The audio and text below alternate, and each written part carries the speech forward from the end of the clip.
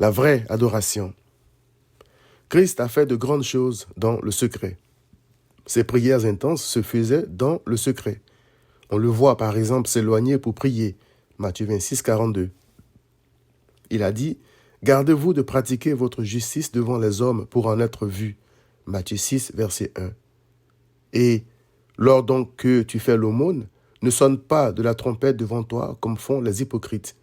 Mais quand tu fais l'aumône, que ta main gauche ne sache pas ce que fait ta droite. Matthieu 6, verset 2 à 3. Mais quand tu pries, il a ajouté, entre dans ta chambre, ferme ta porte et prie ton Père qui est là dans le lieu secret. Et ton Père qui voit dans le secret te le rendra. Matthieu 6, verset 5. Même quand il guérissait des malades, le Seigneur leur recommandait de n'en parler à personne. Marc 7, 36. Je me suis souvent demandé pourquoi tant de secrets. J'ai fini par comprendre que Christ a agi ainsi pour plusieurs raisons. En voici deux. Premièrement, les gens croyaient être devenus experts dans l'adoration de Dieu, alors que même les scribes et les pharisiens, docteurs de la loi, se trompaient.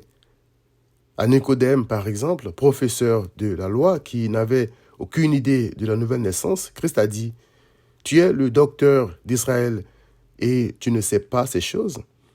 Jean 3, verset 10. Les gens faisaient la publicité des bons actes qu'ils posaient. Quand ils priaient, ils voulaient que tout le monde sache qu'ils étaient en train de prier. Quand ils donnaient leur argent, ils voulaient que tout le monde sache qu'ils étaient les plus grands contributeurs. Quand ils jeûnaient, ils faisaient en sorte que tout le monde sache qu'ils étaient les champions du jeûne. Voir Matthieu chapitre 6.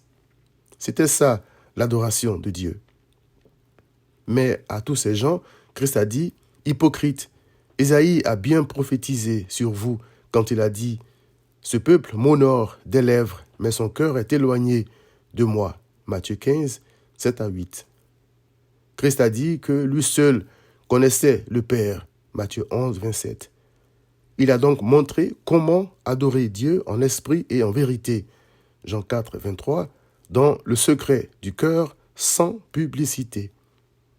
Il est écrit « Moi, l'Éternel, j'éprouve le cœur, je sonde les reins pour rendre à chacun selon ses voies, selon le fruit de ses œuvres. » Jérémie 17, verset 10. C'est pourquoi la joie du vrai adorateur est parfaite parce que son adoration est une communion avec le Père et son Fils Jésus-Christ uniquement, selon 1 Jean 1, 3 à 4.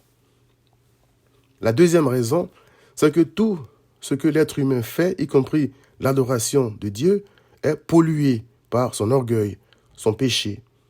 C'est pourquoi l'Éternel a dit à Moïse, « Si tu m'élèves un autel de pierre, tu ne le bâtiras point en pierre taillée, car en passant ton ciseau sur la pierre, tu la profanerais. » Exode 20, 25.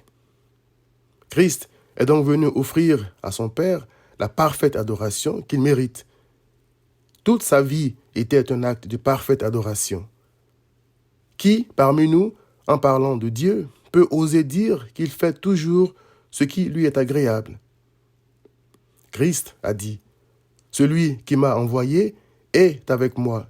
Il ne m'a pas laissé seul, parce que je fais toujours ce qui lui est agréable. » Jean 8, 29.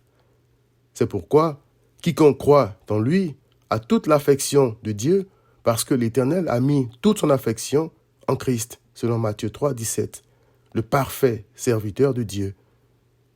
Viens donc à Christ.